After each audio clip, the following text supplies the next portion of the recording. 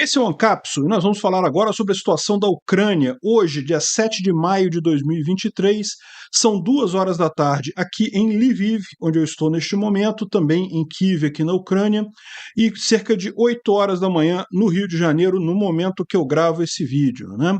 Agora há pouco aconteceu um grande incidente aéreo ali na região do Mar Negro.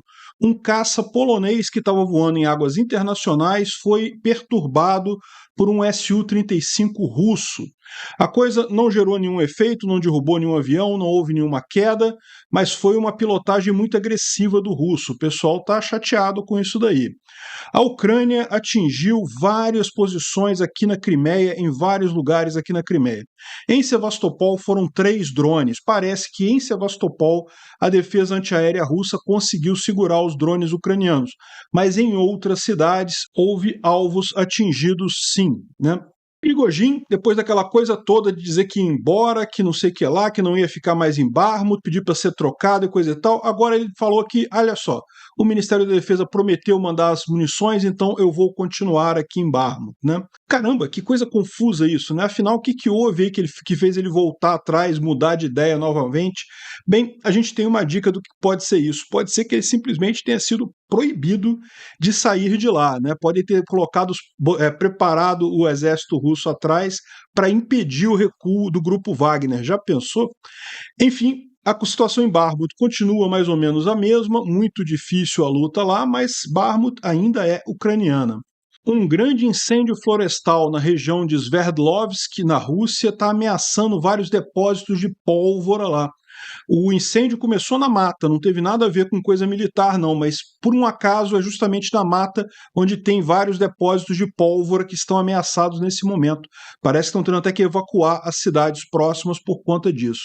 Mais uma do cigarro lá do Vladimir, né?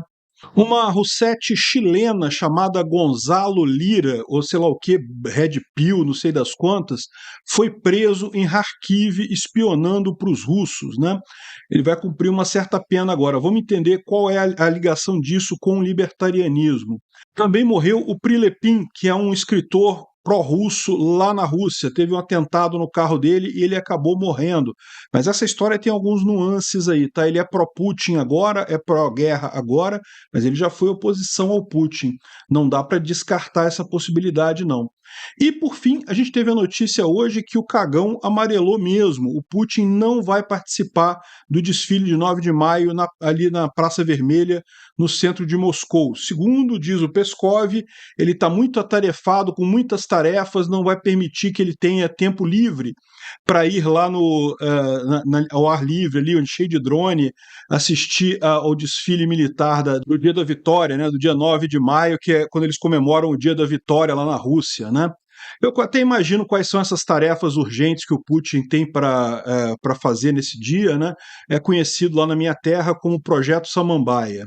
Vamos falar sobre essas e outras notícias em detalhes. Essas notícias foram sugeridas por Jabuti no Pé de Jabuticaba, Denis Lara e várias outras pessoas. Obrigado aí ao pessoal que sugeriu a notícia. Obrigado a você que está assistindo o nosso vídeo. Se você gosta do nosso conteúdo, por favor, deixe o seu like e se inscreva aqui no canal, né? Pois bem, como eu avisei para vocês, ontem eu estava em Kiev, hoje cedinho eu acordei de madrugada, 5 horas da manhã, peguei um trem aqui para Lviv, acabei de chegar aqui em Lviv, estou gravando esse vídeo e depois desse vídeo eu vou dar uma passeada aqui na cidade para conhecer a cidade de Lviv.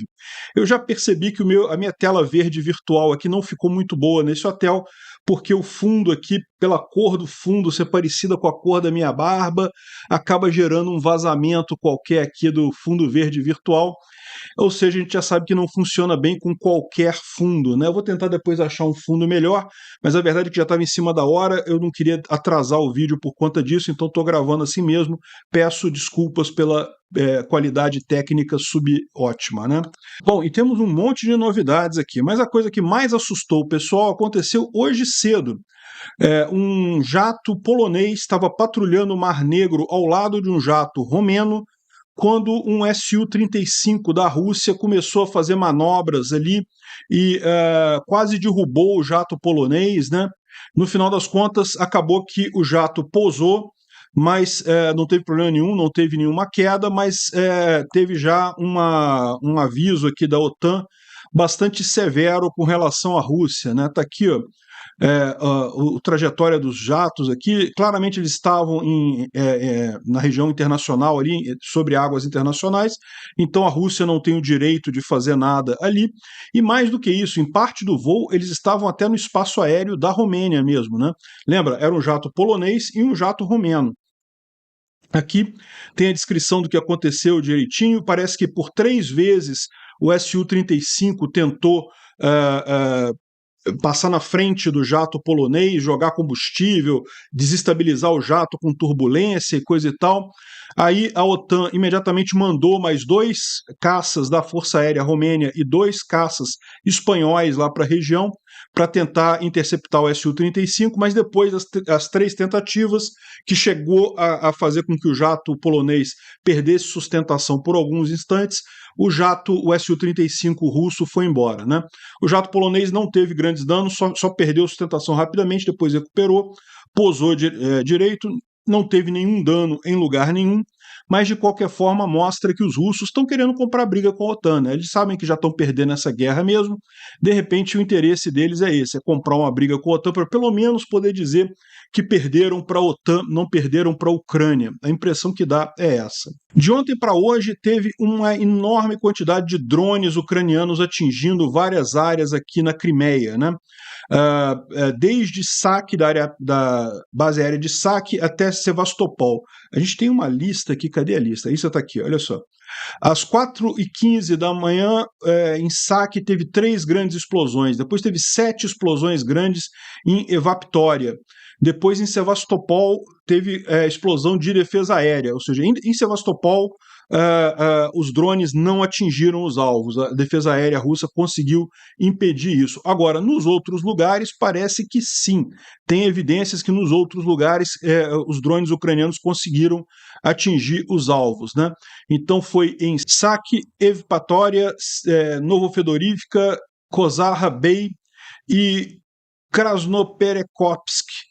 Foram os outros lugares que foram atingidos pelos drones, né? Em Sevastopol teve sim barulho, mas era a defesa antiaérea funcionando, né? Mais um ataque aqui ucraniano visando preparar a ação aqui da contraofensiva, né? Bom, o Prigozhin tinha ameaçado sair lá de Bakhmut, a gente viu, ele fez até a carta dizendo, olha, tô fora, pode mandar o Kadyrov para cá e não sei o que lá. Né, lembra, ele falou que ia sair no dia 10, né? Dia 10 já é agora, já é quarta-feira, né? Não vai ter tempo para eles tomarem Bakhmut, a gente já viu isso, né? Eles até avançaram mais um pouco, parece que conseguiram, depois daquele bombardeio com munição incendiária, eles conseguiram tomar mais um bloco de casas ali na região norte. Os ucranianos repeliram, explodiram prédios para prejudicar o avanço dos wagneritas lá. Então eles conseguiram avançar mais um pouquinho, mas nesse ritmo eles não vão conseguir de fato tomar Bakhmut até o dia 9, e aí eles disseram que iriam embora no dia 10, né?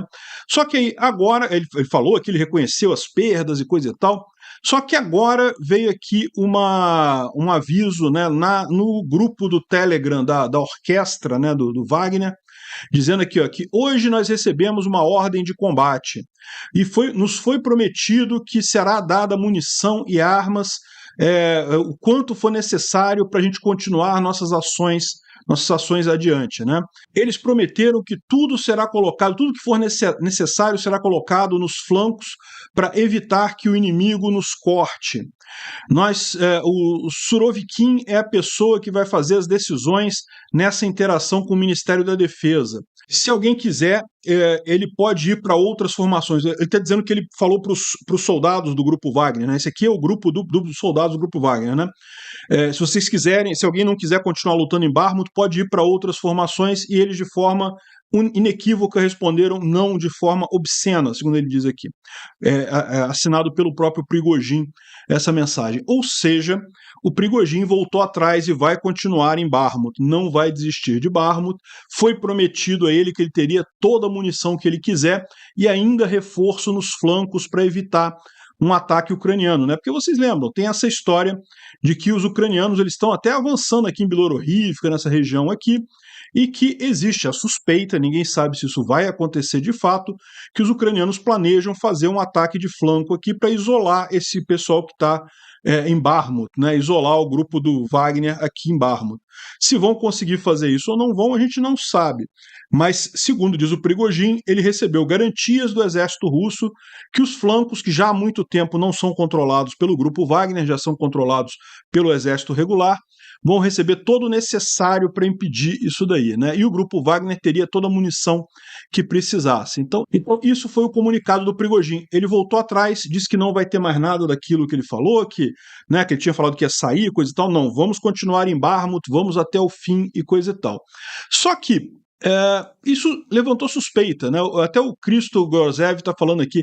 Se você está confuso sobre o que isso significa, não fique preocupado, porque, na verdade, ninguém entende o que está acontecendo. Ele perguntou para um cara que já, um conhecido dele, que está no Wagner, e fala que nem eles lá sabem, entendem o que está acontecendo direito lá nesse negócio, né?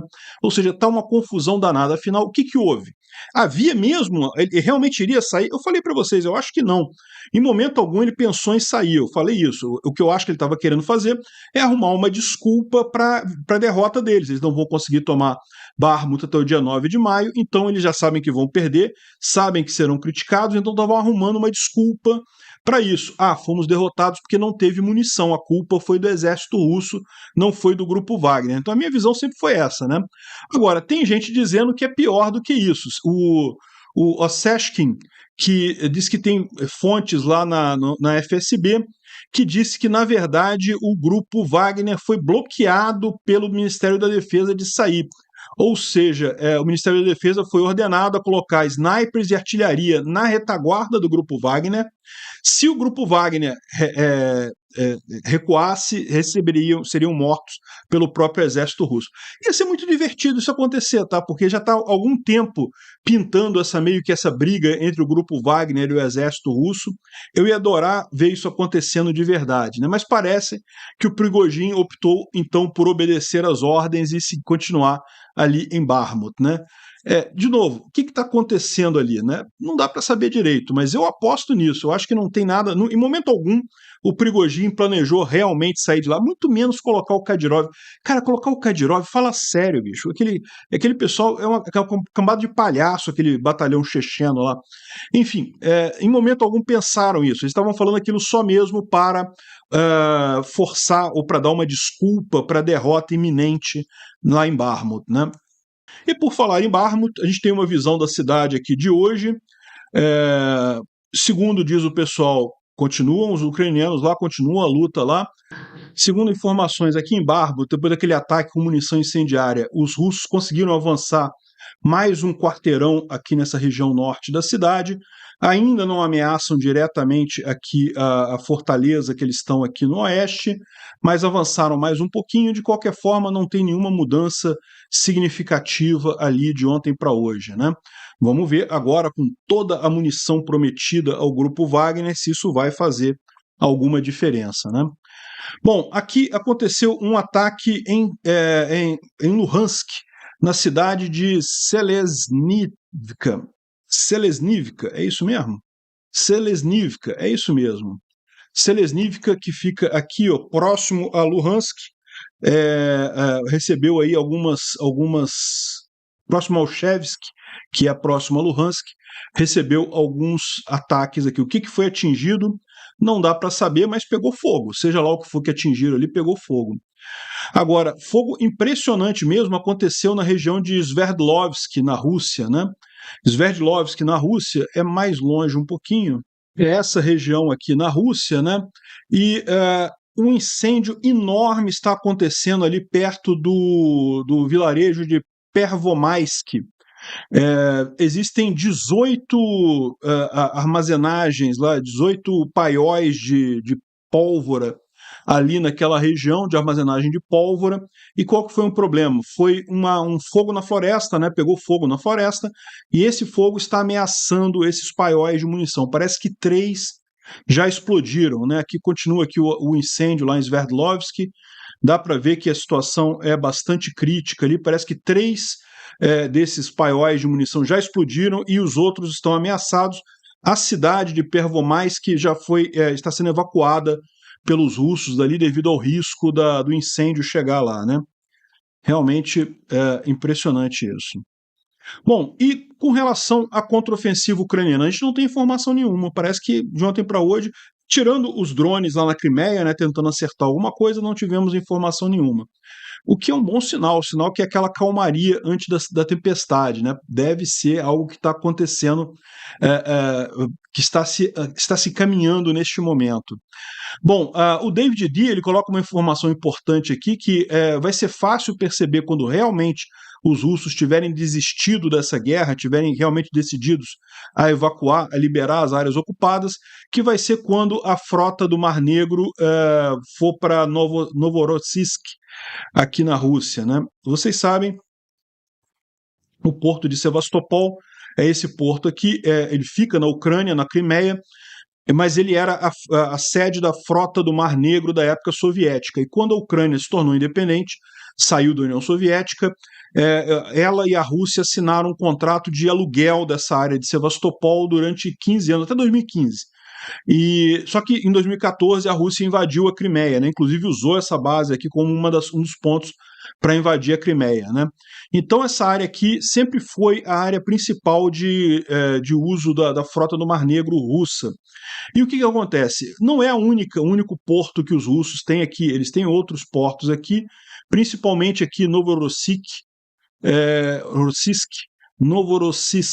que é esse porto aqui, que também é um porto adequado, poderia botar a frota do Mar Negro aqui, e o que acontece justamente é isso, né? O que eles estão vendo é que no momento que os russos tirarem a frota do Mar Negro daqui e mandarem para cá, aí você pode ter certeza que é quando a coisa está acontecendo realmente, né? Não que eles estão fazendo isso agora, mas pode ser que sim, né? Outro comunicado que a gente teve sobre a contraofensiva partiu do Reznikov, que é o ministro da Defesa ucraniano, né? Ele falou que as expectativas da contraofensiva, da operação da contraofensiva, estão superestimadas no resto do mundo, né? Ou seja, o que ele quis dizer isso é justamente fazer um controle aí de expectativas e coisa e tal, porque está todo mundo esperando que os ucranianos vão resolver todos os problemas com essa contraofensiva, e a visão não é essa, né? Eles esperam sim avançar bastante, coisa e tal, resolver muitos problemas, mas ainda não vai ser a contraofensiva que vai resolver todos os problemas. Será? É o que diz o David D. A gente vai saber disso se a frota do Mar Negro sair de Sevastopol. Se a frota do Mar Negro sair de Sevastopol, a gente pode ter certeza que a Ucrânia já ganhou essa guerra. O que vier depois vai ser só complemento, né? Mas vamos aguardar. Por enquanto, não temos informação nenhuma. E, além, lógico, o que a gente tem muito de informação é justamente o pessoal russo extremamente pessimista com a situação, né? Esse cara aqui é um blogger russo, ele até apagou esse post aqui, tá? Ele apagou esse post aqui porque, segundo ele, os ucranianos estavam usando para fazer propaganda e coisa. Mas ele escreveu a coisa, tá? Ele botou isso no blogger dele lá. Olha só, quando os ucranianos, lá na primavera de 2022, falaram sobre o contra-ataque de Kherson, nós rimos. Em novembro de 2022, nós lamentamos a decisão difícil de perder Kherson. Quando os ucranianos venceram ali a linha de defesa em Balaklia, em setembro de 2022, nós esperávamos um contra-ataque e até um cerco a esse grupo que vazou ali, né? E depois nós lamentamos a perda da região de Kharkiv. E agora os ucranianos estão falando sobre um ataque em Zaporizhia. Ninguém ri mais. Euforia se tornou pânico, né? Aqui depois o cara também dizendo aqui, o Roman dizendo aqui, it feels like the fucking Ukrainians will win, coisa e tal, né? Tá todo mundo pessimista lá na Rússia, né? Mas é lógico, isso daqui é por isso que o Reznikov precisa moderar a coisa, precisa colocar aí, moderar as expectativas, porque, né, isso é uma guerra, não vai ser fácil de qualquer forma, né? Depois esse cara tirou esse comentário dele, porque justamente estavam acusando ele de estar fazendo propaganda a favor dos ucranianos. O Instituto para o Estudo da Guerra fala sobre o acordo que havia entre o Prigozhin e o Kadyrov, do Prigozhin sair de Bakhmut, o Kadyrov entrar no lugar dele, coisa e tal, mas isso aqui agora virou papo velho, né? Porque a gente já sabe que não vai acontecer. Havia mesmo essa conversa toda, eu sempre achei isso um pouco provável, mas enfim. O que ele fala aqui também é sobre o ataque ao Prelipin, que é um novelista russo, e o carro dele explodiu lá em Nizhny Novgorod, e Ele não morreu, parece que ele perdeu uma perna, perdeu uns pedaços do corpo aí, mas ele não morreu. O motorista dele morreu nesse ataque, né? E já tem pelo menos uma pessoa ligando isso ao governo ucraniano, né? Não dá para saber se é o governo ucraniano, então a gente vai falar sobre isso mais adiante. O cara tem um monte de inimigo na Rússia também, então não quer dizer muita coisa, né? Pois é, e as Russetes estão em polvorosa porque prenderam um rapaz chileno de nome Gonzalo Lira, que parece que na internet atende pelo nome de sei lá o que, Red Pill, não sei o que lá. Enfim, esse cara é uma Roussetti, estava lá em Kharkiv, uma cidade ucraniana, né? E foi preso pelas autoridades ucranianas. Aí já tem muita gente levantando, liberdade de expressão e coisa e tal, que não pode, o cara é jornalista, ok que ele tem uma opinião contra o governo ucraniano, mas ele é um jornalista e coisa e tal. Pois bem, mas não é o que a investigação ucraniana está mostrando. Está mostrando que ele estava fazendo um levantamento de jornalistas pró-Ucrânia em Kharkiv. Kharkiv, vocês sabem, é essa cidade ucraniana que tem aqui, muito próxima da fronteira com a Rússia. É uma cidade que os russos tentaram tomar e não conseguiram, e é uma cidade que principalmente os russos esperavam tomar muito fácil. Eles achavam que a população de Kharkiv era muito pró-Rússia, né? E descobriram do pior jeito possível, perdendo muitos soldados ali, muito equipamento ali, que não, que o pessoal ali é ucraniano e é contra a Rússia, né? E daí esse cara estava justamente num esforço de identificar propagandistas ucranianos dentro da Ucrânia. Ou seja, aí você já não está mais falando de liberdade de expressão, você está falando realmente de contra-informação, né? O cara está realmente tentando apontar quem são os ucranianos que estão ajudando o governo da Ucrânia ali na região. O Gonçalo Lira estava reportando isso para os russos, e os russos aqui, é bom lembrar, ficam a muito pouco metros aqui, ficam muito próximos da fronteira nessa região. Então, realmente, é algo que é muito mais do que simplesmente o cara tá falando alguma coisa, ele estava, de fato, fazendo espionagem para os russos aqui, né? E foi por isso que ele foi preso, não pelas críticas dele ao governo do Zelensky, não pelas críticas dele à Ucrânia, né? Aqui fala que aqui esse cara aqui é Roussetti, tá? Não, porque ele foi preso pelas forças do governo ucraniano e ele nunca advogou por nenhuma violência, ele não é pró-Putin. Faça-me rir. Pode ver lá o blog dele, é totalmente pró-Putin, mas ele não foi preso por isso, tá? Ele foi preso porque ele estava denunciando jornalistas pró-Ucrânia, estava identificando e denunciando jornalistas pró-Ucrânia ali na região, né? Aqui, outra Roussetti, aqui o Jackson Hinckley, dizendo que, não, que o Gonzalo Lira, falando americano aqui, mas não, o cara é chileno, tá? Foi desaparecido pelos nazistas ucranianos em Kharkiv, não sei o que lá. Não foi desaparecido, ele foi preso numa investigação de espionagem, porque aqui, Gonzalo foi detido por suportar a ocupação ilegal. Essa checagem aqui ainda está errada ainda, porque a investigação é, na verdade, dele estar denunciando jornalistas pró-Ucrânia para os russos ali na região de Kharkiv, né? O que é mais legal é que o cara é todo Red Pill, né? Daqueles caras todos fodásticos, né? Que diz que não sei o que é lá, que faz e acontece, igual muita Roussetti tem aí no Brasil, que fala que não, que é isso daí, eu sou foda mesmo. Chegou lá na hora, o cara pianinho, meu amigo, olha só, quando o ucraniano botou a metralhadora na cara dele ali, ele já foi miando, já levantou as mãos, não, por favor, autoridade, por favor, autoridade. Não tem essa não, né? Então agora ele vai responder pelos crimes dele, é muito justo. Eu diria para você que liberdade de expressão é absoluta, na ética libertária não tem essa, você pode falar qualquer coisa. Agora, eu considero que é moralmente injustificável você ficar criticando um país que é vítima numa invasão dessa, independente de você estar na Ucrânia ou não estar na Ucrânia. Eu acho que é moralmente injustificável. Por isso, eu tenho me afastado de qualquer pessoa que tenha defendido em qualquer nível a Rússia. Entenda o que eu chamo por defender em qualquer nível. Ficar neutro já é defender o agressor. Se você está neutro, você fala assim, não, eu não quero, não tenho opinião sobre isso.